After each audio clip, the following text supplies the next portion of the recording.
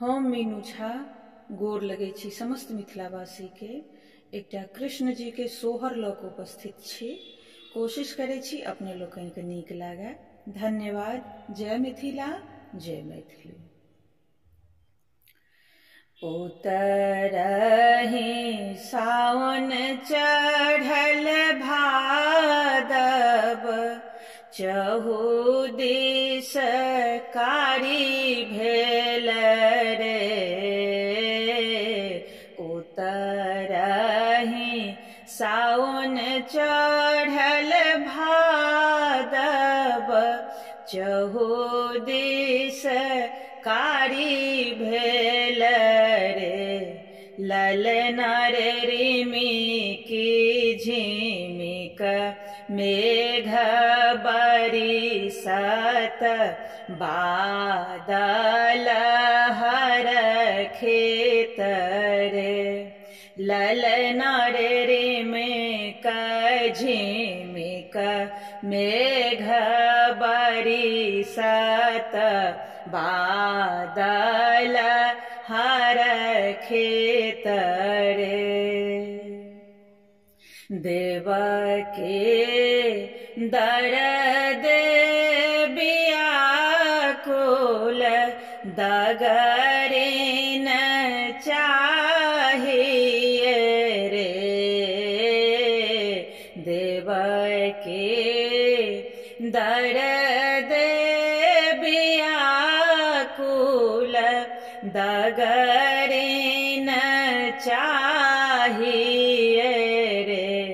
ललना रे गोकुल निकट एक नगर, तहाँ बसुदगरिन रे। ललना रे गोकुल निकट एक नगर, तहाँ बसुदगरिन रे। जब जन्म लेल यदुनंदन, बंधन खुजी गेल रे। जब जन्म लेल यदुनंदन, बंधन खुजी गेल रे।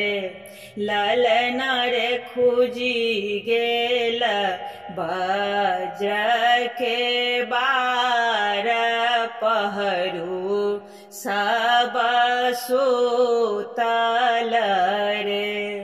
ललना रे खुजी गेल वज्र के बार, पहरू सब सुतल रे।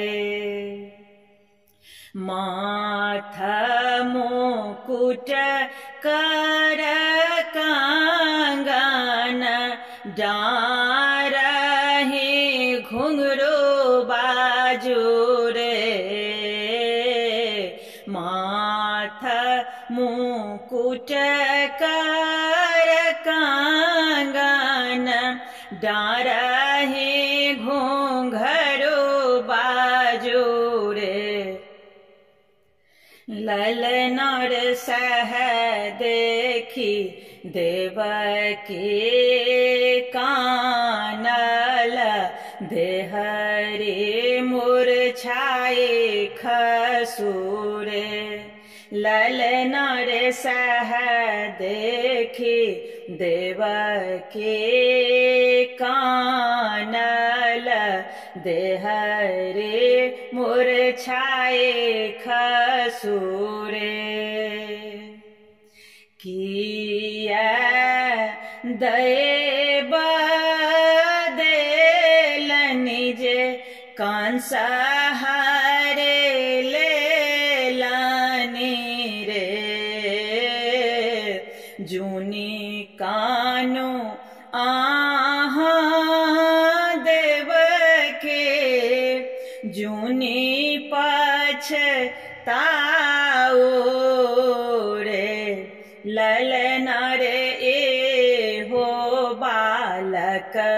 दुख मोचन ललित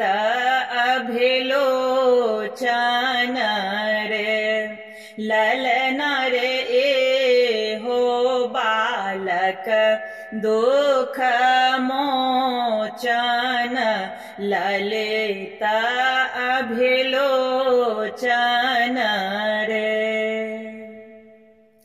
सखी सब सोहर गाओल गावे सुनाओल रे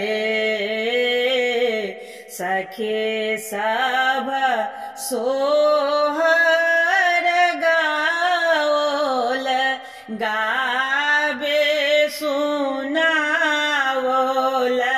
रे ललन रे देवकी भेल वैकुंठ के पुत्र फल पाओल रे ललन रे देवकी गेले वैकुंठ के पुत्र फल